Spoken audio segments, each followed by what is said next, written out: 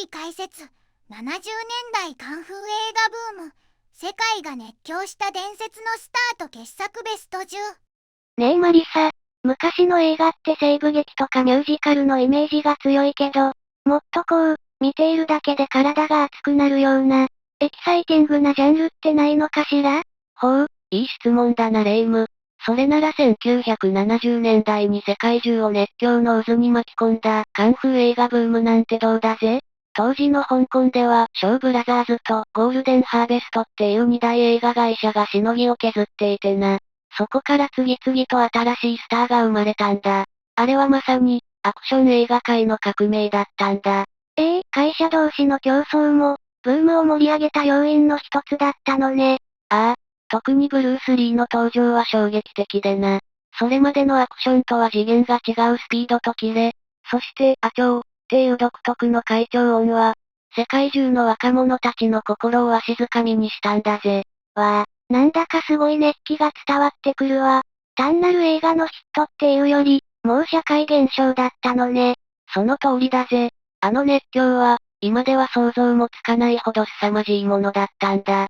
そこで今回は、そんな70年代のカンフー映画ブームを彩った伝説のスターたちと、彼らの代表的な傑作をランキング形式で紹介していくぜ。心してみるんだぜ。第10位。倉田康明。帰ってきたドラゴン。1974年。いよいよランキングの始まりね。ドキドキするわ。記念すべき第10位は一体誰かしら？行くぜ。第10位は、海を渡り、香港カンフー映画界で燦然と輝いた初の日本人スター、倉田康明だ。日本人俳優なの？カンフー映画の本場でスターになるなんて、ものすごく大変だったんじゃないかしら？その通りだぜ。彼が言葉の壁を越えて成功できた最大の理由は、なんといってもその本物の武術スキルだな。彼はただの俳優じゃない。空手7段、柔道3段、合気道2段っていう、正真正銘の武道家なんだ。その迫力と説得力のある動きが、目の超えた香港の観客を熱狂させたんだぜ。へえ、そんなにすごかったのね。まさにアクションをするために生まれてきたような人だわ。どんな映画で活躍したの？彼の存在感を決定づけた一本が、1974年の帰ってきたドラゴンだな。この作品で倉田さんは、主人公の前に立ちはだかる最強のライバル、ブラックジャガーを演じたんだ。もともと香港では敵役からキャリアをスタートさせた彼が、その圧倒的な実力で、主役を食うほどの重要な役どころをつかみ取ったんだぜ。彼のキレのあるアクションは圧巻の一言に尽きるな。ただの悪役じゃなくて、主人公と渡り合う最強のライバル。聞いているだけでワクワクするわ。きっと当時の観客も、敵なのにそのかっこよさに痺れたでしょうね。間違いないぜ。しかも、彼の凄さを物語る伝説的なエピソードがあってな。なんと、あのブルース・リー本人と親交があって、直接ヌンチャクの手ほどきを受けたそうなんだ。まさにブルース・リーが認めた日本人ってわけだ。これはもう、実力が本物であることの何よりの証明だよな。あの伝説のブルース・リーから、すごすぎるわ。そんな方が日本にいたなんて、全然知らなかった。だろ？だからこそ、倉田康明は実力一つで香港映画界にその名を刻んだんだ。70年代カンフー映画ブームの歴史を語る上で絶対に欠かせない、日本の誇る偉大なパイオニアなんだぜ。第9位。アンジェラ・マオ。女喝殺剣。1972年。日本人スターの次は誰が登場するのかしら。やっぱりカンフー映画って、男性が中心の世界なんでしょう？レイム。カンフー映画は男の世界だけだと思ってたら大間違いだぜ。第9位は、その常識を華麗な蹴りで打ち破った伝説の女王、アンジェラ・マオだ。アンジェラ・マオ。すごく綺麗な人ね。でも、そんな華奢な体で激しいアクションができるの？見かけで判断しちゃいけないぜ。彼女こそ、香港の大手映画会社ゴールデンハーベストが最初に契約した女優の一人であり、世界に送り出した女性カンフースターの草分けなんだ。競技で鍛えた身体能力をベースに、合気道やテコンドーを学んだ、正真正銘の武術家なんだぜ。黒帯、すごいわ。だから、女ドラゴンなんていう、かっこいい異名で呼ばれていたのね。その通り、彼女の魅力が炸裂したのが、代表作、女喝殺剣だ。この映画で彼女が演じたのは、仲間を殺され、死の忍耐の教えと、仲間を思う報復の心の間で葛藤する合気道の達人なんだ。悲しみを乗り越えて悪に立ち向かう姿には、胸が熱くなるぜ。ただ強いだけじゃなくて、心の葛藤も描かれているのね。物語にも引き込まれそうだわ。ああ、そして怒りを爆発させた彼女が見せる華麗で力強い足技は、まさに芸術の域だな。男性スターに全く引けを取らない優雅さと鋭さがあったんだぜ。だが、彼女の伝説はそれだけじゃない。実は、燃えよドラゴンにも出演しているんだ。あのブルース・リーの、どの役で出ていたの？主人公の妹、スリンの役だぜ。映画の冒頭、圧巻に絡まれるシーンなんだけど、短い出番ながら凛とした表情で敵をなぎ倒す姿は、強烈なインパクトを残したんだ。すごい、ブルース・リーにも認められるほどの実力だったのね。美しさと本物の強さを兼ね備えた、まさに伝説のスターだわ。ああ、アンジェラ・マオの登場がなければ、その後のアクション女優の歴史は変わっていたかもしれない。彼女は力強く戦うヒロインの道を切り開いた、偉大なパイオニアなんだぜ。第8位、ゴードン・リュー、少林寺36号、1978年。女性スターもいて、カンフー映画の世界って本当に奥が深いのね。次はどんな人が出てくるのかしら？第8位は、この人を置いて修行という言葉は語れないぜ。剃髪のヒーローとして世界に名を馳せた男、ゴードン・リューだ。本当だ。すごく印象的なルックスね。お坊さんの役だったのかしら？その通り、彼の名を不動にしたのが傑作、少林寺36号だ。この映画は、青年が厳しい修行を乗り越え達人になる過程そのものを、エンターテインメントにした画期的な作品なんだぜ。修行の過程が面白いの？めちゃくちゃ面白いんだな。少林寺には35の修行部屋があって、水桶を持って丸太を渡ったり、目隠しで戦ったりと、ユニークで過酷な修行が次々出てくる。彼の無駄のない美しい動きは、ぜひ映像で見てほしいぜ。主人公がそれをクリアしていく姿に、見ているこっちも手に汗握るんだぜ。修行シーンが見どころなのね。斬新だわ。だろ？そしてその修行に説得力を与えたのが、ゴードン・リュウ自身の身体能力だ。彼は監督ラウカーリョンの義弟で、幼い頃から本格的なカンフーを叩き込まれた本物の武道家だったんだぜ。なるほど、だから修行シーンもリアリティがあるのね。ああ、この映画は世界中でヒットし、多くのクリエイターに影響を与えた。特に監督のクエンティン・タランティーノは本作の大ファンで、自身の監督作、キルビルで、彼を敵役と師匠役の二役で出演させたんだぜ。キルビルに、敵と師匠の両方だなんて、すごい粋な計らいね。だろ？タランティーノの彼に対する最大級のリスペクトが感じられるよな。ゴードン・リューは、カンフーの厳しさと精神力の強さを世界に知らしめた、偉大なスターなんだ。第7位、ティロン、ブラッドブラザース、芝、1973年。修行僧の次はどんなスターかしら？今度は正統派のヒーローって感じの人かな？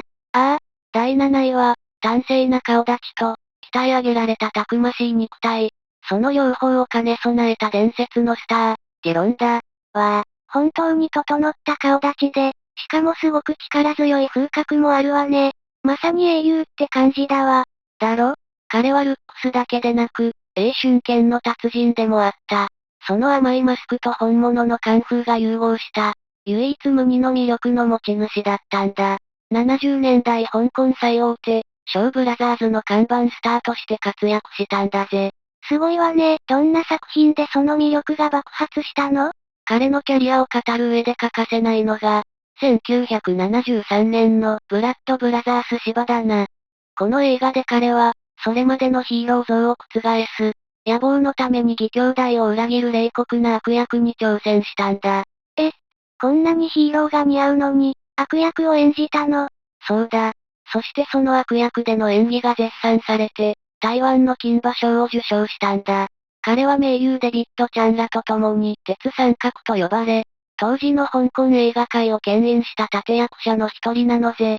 ルックスだけじゃなく、演技もすごかったのね。ファンはさぞ驚いたでしょうね。ああ、そしてここにもう一つ、映画ファンにはたまらない話がある。この映画で助監督を務めていたのが、後にティロンの代表作、男たちの挽回を取ることになる、若き日のジョンウーだったんだ。あのジョンウー監督が、そんな昔からつながりがあったなんて、なんだか運命的だわ。そうなんだぜ。まさに美貌と実力、そして運にも恵まれたスターだった。ティロンは、70年代カンフー映画界に咲いた、最も華やかで力強い大輪の花だったと言えるだろうな。第6位、志保美悦子、女必殺剣、1974年。香港のスターが続いたけど、日本の俳優さんは倉田さんだけだったのかしら？いやいや、待ってたぜレイム。第6位は、日本が生んだ、いや日本で初の本格派女性アクションスター、志保美悦子だ。志保美悦子さん、すごく綺麗な方よね。でも、アクションのイメージはあまりなかったかも。彼女こそ、当時の常識を覆した革命的な存在だったんだぜ。彼女の凄さは、スタントを一切使わない本物のアクションにあった。実は彼女、千葉真一が作ったジャパンアクションクラブ、ジャックが初めて輩出した女優なんだ。千葉真一さんのジャック出身なの。道理で動きが違うわけだわ。すごいわね。ああ、そんな彼女の伝説の始まりとなったのが、1974年の主演作、女必殺剣だ。この映画は、千葉真一主演で大ヒットした激突殺人剣の姉妹編として作られたんだが、志保美さんの魅力が爆発して大ヒットしたんだぜ。姉妹編だったのね。どんなお話なの？日本で失踪した麻薬捜査官の兄を探すため、少林寺拳法の達人である妹交友が来日し、兄の失踪の裏にある巨大な麻薬組織に、たった一人で戦いを挑んでいくんだぜ。たった一人で、かっこいい。スタントなしで全部ご本人が演じたなんて信じられないわ。ああ、その本物のアクションが観客の度肝を抜いて、シリーズ化されるほどの大ヒットを記録した。海外でも、スーシオミの名で知られ、日本の女性アクションスターの存在を世界に示したんだ。美しくて、しかも本物のアクションができるなんて、まさに無敵ね。間違いないぜ。志保美悦子は、自らの肉体一つで道を切り開いた、日本映画史に輝く偉大なパイオニアなんだぜ。第5位、サモハン金峰、燃えよデブゴン、1978年。いよいよベスト5ね。次はどんなすごい人が出てくるのかしら？第5位は、カンフースターの常識をその肉体で打ち破った革命児。動けるデブの異名を持つ、サモハン金峰だ。本当に大きな人ね。でも、そんな体でカンフーができるの？できるどころじゃないぜ。彼の動きを見たら腰を抜かすぞ。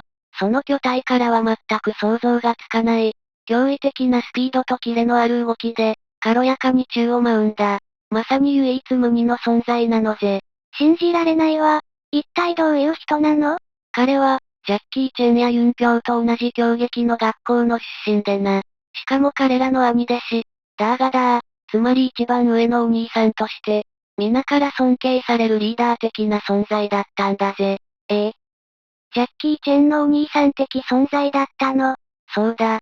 そんな彼が監督主演を務めた傑作が、1978年の燃えよデブゴンだ。この映画の主人公はブルース・リーに憧れる田舎の青年でな。シリアスなカンフー映画が当たり前だった時代に、コメディ要素を大胆に取り入れて大ヒットしたんだ。コメディカンフー、面白そうね。劇中で彼が見せるブルース・リーのモノマネは、ただのパロディじゃない。尊敬の念に満ち溢れていて、見ているだけで笑顔になるんだぜ。実はサモハン自身、燃えよドラゴンの冒頭でブルース・リー本人と戦う役で共演しているんだ。ご本人と共演まで。だからこそ、彼のブルース・リーへの思いは本物なんだ。サモハンは、卓越した身体能力とユーモアのセンスでカンフー映画に新しい風を吹き込み、その後のアクション映画の可能性を大きく広げた、偉大なエンターテイナーなんだぜ。第4位、ジミー・ウォング、片腕ドラゴン、1972年。カンフー映画に新しい風を吹き込んだのがサモハンなのね。じゃあ、その元祖みたいな人っているのかしら？最高の質問だぜレイム。第4位こそ、カンフー映画の歴史を切り開いた正真正銘の元祖スーパースター、ジミー・ウォングだ。元祖？ブルース・リーよりも前ってこと？その通り、ブルース・リーが世界を席巻する前、香港映画界の頂点に君臨していたのが、このジミー・ウォングさ。東南アジアでは天皇巨星って呼ばれるほどの、まさに絶対的なトップスターだったんだぜ。天皇巨星？なんだかものすごい呼び名ね。何がそんなにすごかったの？彼が歴史を変えたのは、1970年に監督主演したホエロドラゴン縦ジャガーだ。それまでの香港映画って剣を使ったアクションが主流だったんだけど、彼はこの映画で初めて、素手によるカンフーをメインに据えたんだ。これがカンフー映画ブームの全ての始まりになったんだぜ。彼がいなければ、カンフー映画は生まれなかったかもしれないのね。そういうことだ。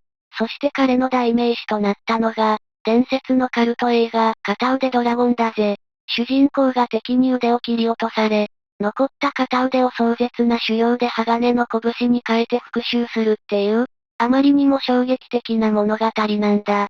片腕になっちゃうの？想像するだけで痛いわ。ああ、手を火で焼いて神経を殺すなんていう、常軌を逸した修行シーンは一度見たら忘れられないぜ。彼の演じるヒーローは、超人的な強さじゃなく、悲壮感と不屈の執念に満ちていて、それが観客の心をわしづかみにしたんだ。そして彼にはもう一つすごい伝説があってな。まだあるの？若き日のジャッキー・チェンが映画会社との契約トラブルに巻き込まれた時、当時のジャッキーの契約元であるローウェイプロダクションと間に入って助けたのが、このジミー・ウォングだったんだ。だから、あのジャッキーでさえ、彼には頭が上がらないと言われているんだぜ。ジャッキーの恩人、本当に伝説的な人なのね。ああ、ジミー・ウォングは、まさにカンフー映画の父。彼なくして、このジャンルの歴史は語れないんだぜ。第3位、ジャッキー・チェン、ドランク・モンキー、水拳、1978年。いよいよトップ3ね。元祖カンフースターの次に来るのは、一体誰なのかしら？来たぜ。第3位は、カンフー映画の歴史を、いや世界の映画史を塗り替えた男。みんな大好き、ジャッキー・チェンだ。ジャッキー・チェン、私でも知ってるわ。でも、ブルース・リーとは全然イメージが違うわよね。その通り、それこそが彼が革命児たるゆえんなのぜ。ブルース・リー亡き後、カンフー映画は暗い復讐劇ばかりで少し停滞していたんだ。そこに彼が持ち込んだのが、バスター・キートンみたいな喜劇の要素を融合させた、明るく楽しいコメディカンフーだったんだぜ。アクションとコメディを一緒に、面白そう。そのスタイルを世界に知らしめたのが、1978年の歴史的傑作、ドランク・モンキー水拳だ。修行をサボってばかりのドラ息子が主人公でな。師匠にやらされる、指でくるみを割る修行なんて、あまりにも有名だよな。なんだか修行まで楽しそうに見えてくるわね。でも、それで本当に強くなれるの？もちろんだぜ。この映画の最大の魅力は、なんといっても、酔えば酔うほど強くなるっていう奇抜な設定の水剣さ。酔った仙人の動きを真似た水八千の型は、コミカルなのにめちゃくちゃ強いっていう、まさにジャッキーにしかできない神業アクションの連続だったんだ。酔っ払って戦うなんて、発想がすごすぎるわ。当時の人はびっくりしたでしょうね。ああ、世界中が度肝を抜かれたぜ。この誰も見たことがないアクションと、底抜けの明るさが観客の心をわしづかみにして、香港では当時の歴代興行収入を塗り替える空前の大ヒット。日本でも水拳ブームっていう社会現象まで巻き起こしたんだ。社会現象にまで、それまでのカンフー映画とは、全く違う魅力があったのね。そういうことだぜ。ジャッキー・チェンは、カンフー映画を一部のマニアのものから、子供から大人まで誰もが楽しめる最高のエンターテインメントへと進化させた。ブルース・リー亡き後の香港映画界を救った、偉大な救世主なんだぜ。第2位、カーター1、ドラゴン太極拳、1978年。いよいよ第2位。ジャッキーの上に来るなんて、一体どんなすごい人なの？レイム。第2位は、ブルース・リーやジャッキーとは違う次元で最強と呼ばれた男。その名もカーターワンだ。カーターワン。名前からして強そうだけど、どんなところが最強なの？彼の強さはハったりじゃない本物だったことだ。彼は俳優であると同時に八卦掌や空手の達人で、なんと香港の警察で武術を教えていたほどのリアル武道家だったんだぜ。警察の先生。本物中の本物だわ。代表作は何になるの？彼の伝説を決定づけたのが、日本ではテレビでしか放送されなかった幻のカルト映画、ドラゴン太極拳だ。この映画で彼が演じた銀魔王っていうキャラクターが、もう反則級に強いんだぜ。銀魔王。どんな風に強いの？ピューンっていう怪奇音とともに体がカチカチに硬化して、剣も槍も全く通じない無敵の肉体になるんだ。悪役なのに実質主人公で、そのあまりの強さに、カンフー映画史上最強じゃないかって言われてるくらいなんだぜ。剣も槍も効かないなんて、どうやって倒すのよ。だろ？しかもこの映画、武術指導がユエン・ウーピンで、テレビ放送された時の日本語吹き替えがまたすごいんだ。銀魔王の声が北斗の拳のラオウ役、内海賢二さんで、彼に挑む若者がジャッキー・チェンの吹き替えでおなじみの石丸ひろやさんとサモハン・キンポーの吹き替えでおなじみの水島優さんだったんだぜ。声優さんまで伝説級。それは幻の作品って言われるわけだわ。ああ、カーターワンは、その圧倒的な肉体と、一度見たら忘れられない強烈なキャラクターで、我々の心に深く刻み込まれた、唯一無二のインパクトキングなんだぜ。第1位、ブルース・リー、燃えよドラゴン、1973年。最強のインパクトキング、カーターワンの上となると、もう、あの人しかいないわね。ああ、そうだぜレイム。栄光の第一位は、もはや説明不要。カンフーを世界に知らしめ、アクションの歴史を永遠に変えた不滅のレジェンド、ブルース・リーだ。ブルース・リー、やっぱりこの人よね。彼の登場は、それまでのカンフースターと何が違ったの？すべてが違った。彼の哲学、スピード、肉体、そしてカリスマ性。彼は単なる俳優じゃない。自らジークンドーという武術を創始した武道家であり、哲学者でもあったんだ。彼の言葉、ドンとシンク、フィール、考えるな、感じろは、映画のセリフを超えて、多くの人の生き方に影響を与えたんだぜ。ドンとシンク、フィール、聞いたことあるわ。あの有名なセリフって、この映画だったのね。そうだ。その伝説が頂点に達したのが、香港のゴールデンハーベストとアメリカのワーナーブラザースがタッグを組んだ歴史的傑作、燃えよドラゴンだ。鏡がたくさんある部屋での戦うシーンは、子供心に衝撃的だったのを覚えてるわ。ああ、クライマックスの鏡のまでの死闘は、映画史に残る最高の名場面だな。だが、彼の伝説は、そのあまりにも悲劇的な結末によって、神話になってしまったんだ。彼はこの映画の公開を待たずして、32歳という若さでこの世を去ってしまったんだぜ。そうなのよね。世界中が熱狂するその直前に。だからこそ、彼の輝きは永遠なのかしら。ああ、ブルース・リーは、たった数本の主演作で、世界を、時代を、そして我々の価値観すらも変えてしまった。彼はもはや一人のスターじゃない。文化であり、哲学であり、我々が永遠に追い求める強さの象徴なんだぜ。総評、まとめ。いやー、今日のランキングは本当に熱かったわね。ブルース・リーやジャッキー・チェンはもちろんだけど、本当にたくさんのスターがいたのね。ああ、70年代のカンフーブームは、ただの流行じゃない。彼らのアクションと魂は、後のハリウッド映画や文化全体に計り知れない影響を与えた。まさに革命だったんだぜ。今回紹介しきれなかったスターや映画も、まだまだたくさんあるんでしょうね。ぜひ、あなたの思い出のカンフースターや、お気に入りの一本をコメントで教えてほしいわ。そうだな。みんなの熱いコメント、待ってるぜ。このランキングに入ってないけど、このスターもすごい、とか、この映画のこのシーンが最高、みたいなコメントも大歓迎だぜ。この動画が面白いと思っていただけたら、ぜひチャンネル登録と高評価をお願いします。それでは、また次の動画でお会いしましょう。